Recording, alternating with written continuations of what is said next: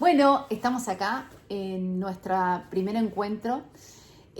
Laura, psicóloga, coach de mi equipo, trabajamos juntas en pacientes con sobrepeso y obesidad, pero más allá de eso también vemos al paciente en forma integral y holístico.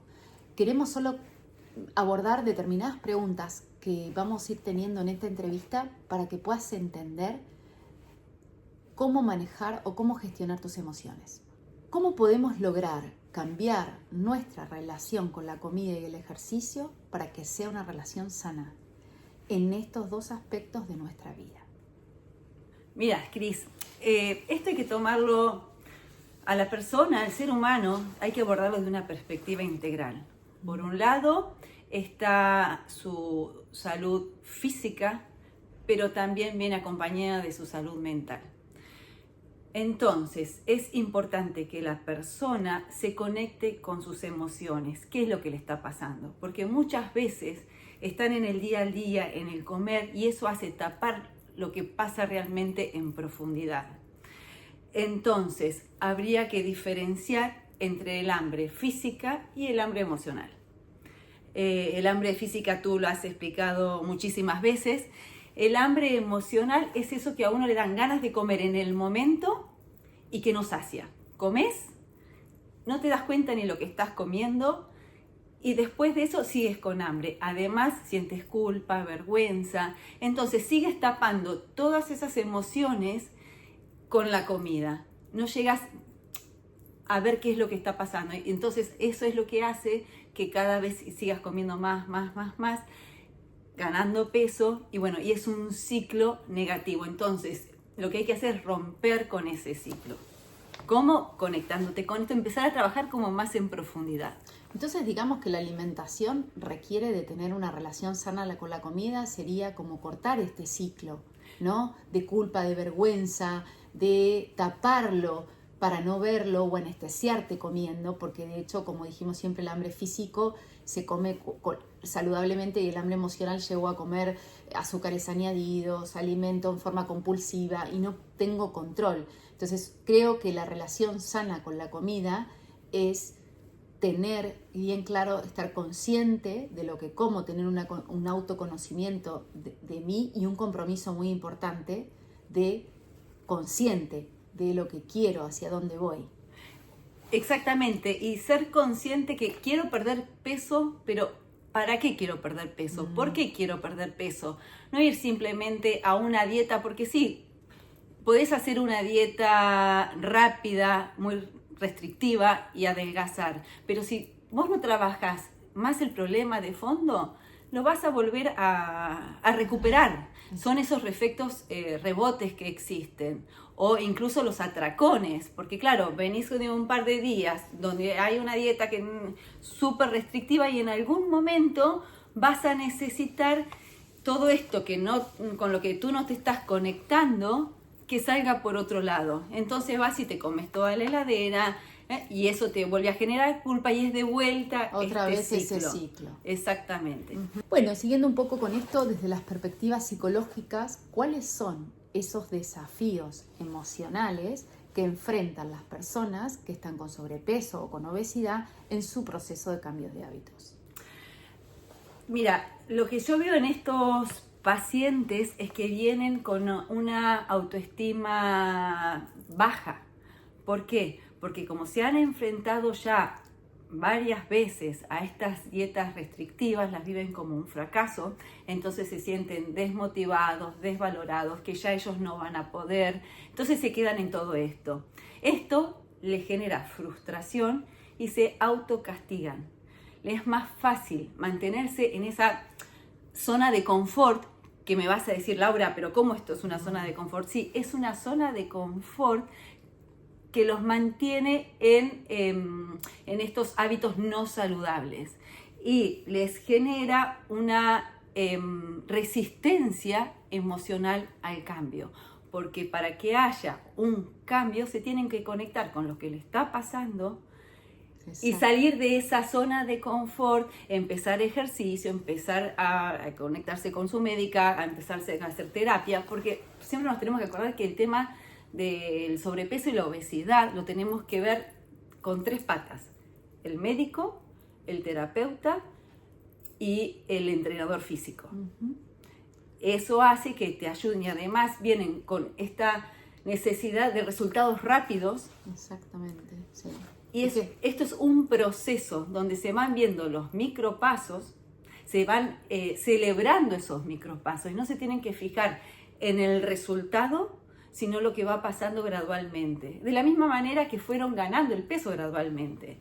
O sea, no se pueden fijar en lo último, porque es el pasito, pasito, y es fundamental el trabajo interdisciplinario para poderlos apoyar en todo este proceso. Exactamente, todo este Yo proceso. creo que esto que me dijiste que realmente es un gran desafío, que es la resistencia al cambio, no está quien resiste, lo que persiste resiste, y tiene que ver con la primer pata, que es cuando viene a la consulta, y lo primero que tiene que saber es la aceptación de que la obesidad es una enfermedad crónica. Y como tal aceptación no exista, no va a haber cambio, porque le voy a poner una resistencia a ese cambio. Exactamente. Cris, ¿qué papel juegan las emociones en relación con la comida? Claro, a propósito de esto, se me ocurre contarles el caso de Vanessa, que es una paciente que llegó a la consulta muy frustrada, con muchos y millones de intentos de dietas fallidas, donde la sensación era de frustración y de culpa, de vergüenza, le costaba hasta contar qué le pasaba. Y uno de los trabajos que empezamos es a gestionar, empezando a escribir en un diario emocional. Le pedí por favor que todos sus actos que lo llevaban a comer lo identificara, a ver cuántas veces iba a la nevera, qué comía, qué le atraía o qué quería. Y era una persona muy sedentaria, entonces esto hizo que como primer conducta planificar un ejercicio físico. Pero no desde el castigo, de tengo que ir al gimnasio a hacer fuerza, sino de esas actividades que le gustaba hacer y que empezaba a moverse. Con el tiempo fue cambiando, fue incorporando esta actividad física a su vida, con una alimentación saludable, y lo que ella vio es que no era una obligación, sino era algo que la hacía sentir bien y pudo incorporarlo como parte de su autocuidado. Ahora mi pregunta, Laura, es ¿qué hiciste con Vanessa para gestionar esas emociones y que fuera efectivo? Bueno, con ese diario que tú le dijiste que empezara a escribir, empezamos a trabajar y ella a reconocer sus emociones, para así aprender a gestionarlas. ¿Qué era lo que buscábamos? Creencias limitantes, juicios, pensamientos. Entonces, ella, a partir de ese diario y con estas sesiones que van avanzando gradualmente, lo que podía ver eran juicios que traía que no estaban fundamentados. ¿Qué significa eso? Creencias, cosas que ella tenía en su cabeza pero que en realidad no eran real. Entonces, al darse cuenta de eso, podía cambiar su pensamiento, porque decía, no, esto que yo estaba creída, por eso son creencias, no es en realidad lo que me estaba pasando. Y eso hizo que también pudiera tener un gran cambio en su reducción de peso, porque no la llevaba como venía acostumbrada a que le pasaba, estaba aburrida, estaba triste, estaba frustrada, estaba enojada, ella enseguida iba a la comida. Por ese diario que vos le propusiste hacer, al verlo escrito dijo, wow, ¿qué es lo que está pasando acá? Entonces nosotros en consulta empezamos a trabajar esas emociones. Entonces esas emociones podían tener un significado. Al resignificarlo, le permitió empezarse a conectar con la comida desde otro lugar. Bueno, ¿por qué muchas veces asociamos la comida con un confort emocional? ¿Cómo podemos romper ese ciclo para tener una alimentación consciente? Bueno, generalmente romper el ciclo de una alimentación más consciente requiere de un proceso. Y ese proceso de autoconocimiento y de paciencia e implementación de estrategias. Cris, es un proceso de tal cual como tú lo estás diciendo, y yo lo que te agregaría además es empezar a desarrollar la autocompasión. Dejar de soltar el látigo, me doy. De la misma manera que yo trato a las otras personas, me tengo que empezar a tratar a mí. soy una persona que necesito tratarme con amor, perdonarme, los errores no ser vistos como un fracaso, sino como un aprendizaje. Me encantó, y aparte esto tiene que ver con aprendemos a priorizarnos. Priorizarnos es fundamental para tener un autocuidado y un bienestar. Entonces, estas estrategias que vamos a nombrar para romper ese ciclo son 3. Primero, tengo que identificar cuáles son los desencadenantes, cuáles son aquellos pensamientos, creencias limitantes que nos contaba Laura, cuáles son aquellas cosas que nos llevan a comer impulsivamente. Claro. Segundo, ¿qué nos pasa por la cabeza? Segundo, es la alimentación consciente.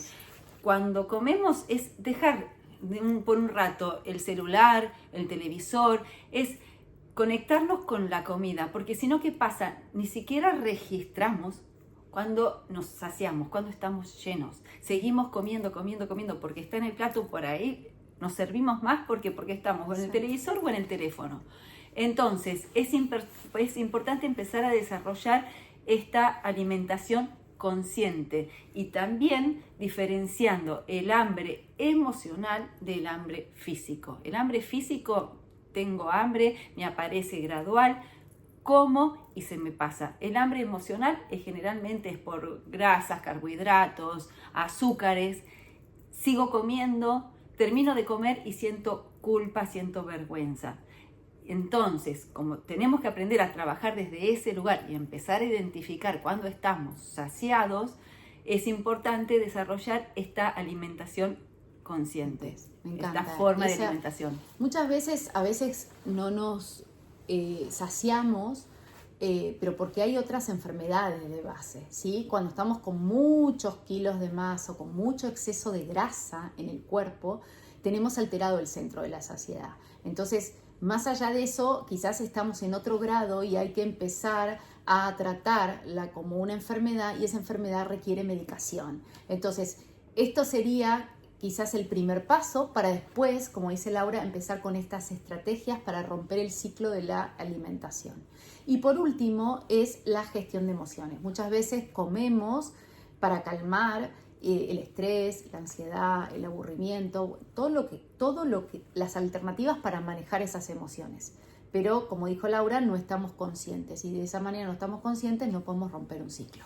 Bueno, en tu experiencia, Lau, ¿cuál es el impacto de la autoimagen en la motivación de las personas para mantener un estilo de vida saludable? Mira, Cris, primero vamos a definir qué es la autoimagen. La autoimagen es cómo la persona se ve a sí misma físicamente y psicológicamente. Hay autoimagen positiva, que es la persona que se valora, que se da un lugar, que se respeta y encuentra sus momentos en el día a día.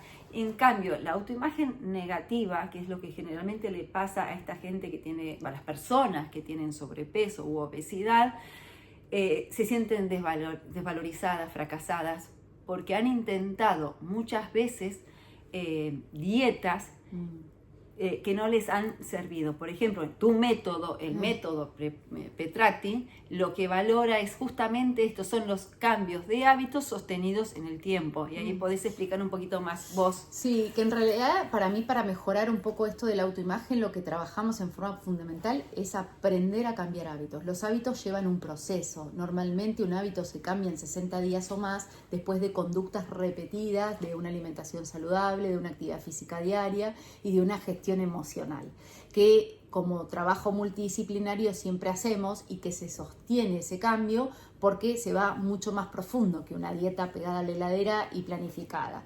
Entonces, también es importante mostrarle a esta persona que no nos interesa un número en la báscula, que sí estamos enfocadas en su salud a largo plazo, queremos saber que mejore una analítica o que se sienta mejor, que empiece a ver que se es más ágil, que puede, que ya no le falta el aire cuando sube escaleras, sino que empieza a estar en pleno bienestar. Por eso es importante ver a la persona como un individuo. No son dietas, que es esto del copy-paste, copiar y pegar, y que la vamos pasando a los pacientes, porque cada paciente trae su propia historia, tanto física como mental. Por eso es importante este trabajo que se va haciendo gradualmente, porque vos vas pactando ciertas cosas que tienen que ir haciendo, yo desde las emociones, pero todo esto lo vamos viendo, reevaluando a medida que va avanzando el tratamiento. Bueno, estamos en el punto donde qué pasos sencillos podemos seguir para integrar la actividad física en nuestra vida diaria. Pregunta común: doctora, ¿cómo empiezo? Nunca hago nada y ahora sé que tengo que arrancar y no sé cómo o cuáles serían los pasos para que no sea esto una obligación pesada.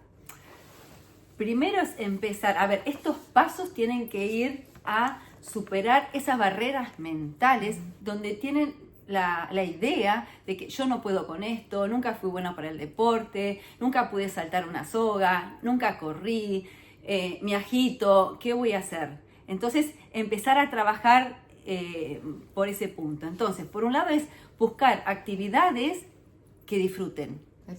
Exacto. Fundamental, el ejercicio no tiene que limitarse a un gimnasio o rutinas intensas.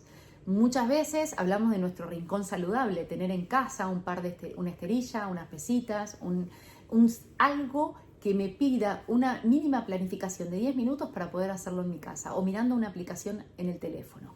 Segundo, sería incorporar este movimiento en el día a día. No siempre tiene que ser todo el ejercicio formal y de golpe. Podemos empezar con rutinas de 10, 15, 20 minutos o también, por ejemplo, te tomas el autobús para ir a trabajar, bájate una parada antes. O sea, no hace falta empezar con 10 minutos, ya una parada antes, que camines 300 metros ya lo hiciste. Vas al supermercado y llevas en cada mano 2 bolsas con 2 kilos de papas.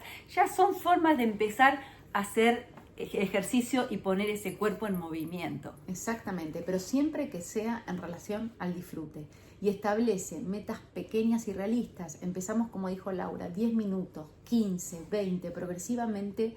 Hay que ir haciéndolo sin exigir ese cuerpo que también puede llegar a lesionarse. Por otro lado, una rutina, que sea una rutina placentera. Porque, a ver, si un día está lloviendo y no tenés ganas de bajarte del autobús, bueno, esto que dijimos, andate a dar un paseo por el centro comercial, o llegá a tu casa, ponete una linda música y bailá. Exacto. Ponete una serie de Netflix, conectate quizás por la naturaleza, ese día querés caminar con tu perro. A ver, estamos hablando de personas donde son sedentarias y tienen que cortar ese ciclo para empezar a hacer una actividad física. Entonces, no necesariamente tiene que ser una carga o una obligación pesada. Podemos asociarlo al disfrute y al placer y de esta manera vamos a encontrar el bienestar, porque va a hacer que me sienta mejor. Siempre se habló de una demanda fisiológica. Después de las 2 semanas de hacer actividad física, el cuerpo te lo empieza a pedir. Bueno, estamos acá para contarte que hay muchas personas que con sobrepeso, con obesidad, experimentan culpa o vergüenza después de comer. Entonces, ¿cómo podemos cambiar esa mentalidad para desarrollar una relación más compasiva con nosotros mismos? Esa culpa y esa vergüenza muchas veces me pasa en consulta que surge de una presión social, de esas creencias arraigadas que debo comer tal cosa, no debo comer helado, no puedo comer bollería, no. Y en realidad toda esa presión hace que la persona se sienta atrapada entre el deseo de disfrutar por la comida y la autoexigencia de seguir ciertos lineamientos. Exacto, entonces con esas cosas que vos les explicás, esas pautas que le das, también empezar a relacionarse, desarrollando de vuelta esta siendo autocompasivos consigo mismos. Viendo que, porque por ahí venían con esta creencia que la banana le hacía mal y se la dan, vos le das la explicación y viendo los pasos, aceptando cómo va pasando todo en este proceso. Cómo también con esta atención plena, diferenciando este hambre emocional del hambre físico. Y si algún día llegan de vuelta a ese atracón, bueno, eso pasó, soltalo, se puede volver, porque tener estas recaídas es parte del proceso. Exacto. Entonces, si ellos empiezan a tratar de una manera más compasiva, perdonándose, no castigándose, va a permitir que hayan estos cambios de hábitos, porque no sucede de un día para el otro. Tardan. Entonces, bueno, y por eso es importante trabajar multidisciplinariamente, porque desde las 3 patas, tanto la médica como la psicológica y la del entrenador, estamos todo el tiempo reafirmando esto o incluso cambiando el plan de acción que se había hecho para que se puedan alcanzar esos cambios de vida saludables que después lo van a poder sostener para el resto de su vida. Exactamente. ¿Qué rol juegan las redes de apoyo como familiares o amigos en el proceso de la pérdida de peso o en el cambio de hábitos? Bueno, a ver, la red de apoyo es importantísimo porque es donde ellos van a encontrar su contención y su hombro en el momento que tengan que apoyar la cabeza. ¿A qué me refiero con esto? Es importante que el paciente sea claro con su red de apoyos. Miren, estoy haciendo esto, necesito que me acompañen por ahí, buscarse un amigo para dar una vuelta en bicicleta, a la hora de comer en su casa, a ver si estoy empezando a tener cambios saludables. Por ejemplo, el otro día venía una mujer y me decía, mi marido viene con vino y bombones, y claro, a mí me mata. Entonces, ser claro, dije, ¿por qué no eres clara con tu marido y que te ayuden en esto? Porque si no, solo es que no podés. Entonces, es importante.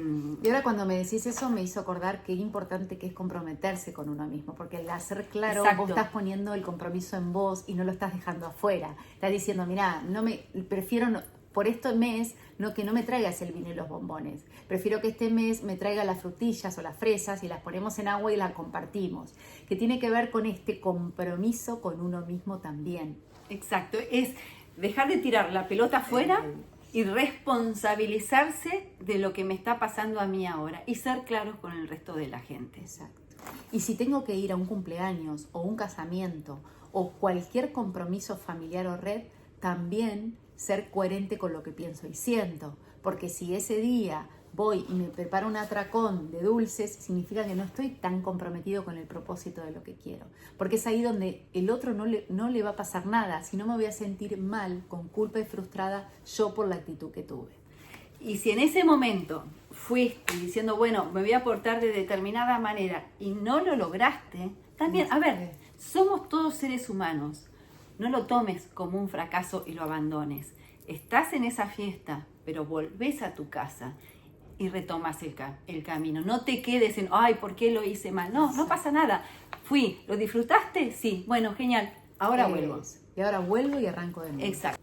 Bueno, y un poco para ir cerrando esta charla con Laura, es la pregunta clave. ¿Cuál es el reto más grande que enfrentamos hoy con nuestros pacientes?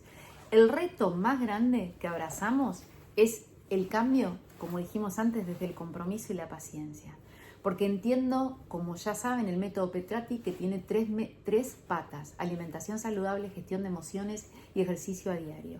Ese proceso, que es de transformación interna, es más allá que una simple fórmula para perder peso, que es a quien superan estos desafíos y adoptan un método con una mentalidad abierta y perseverante, que logran un equilibrio para cambiar su estilo de vida. Básicamente es abrazar la imperfección como cuidado integral.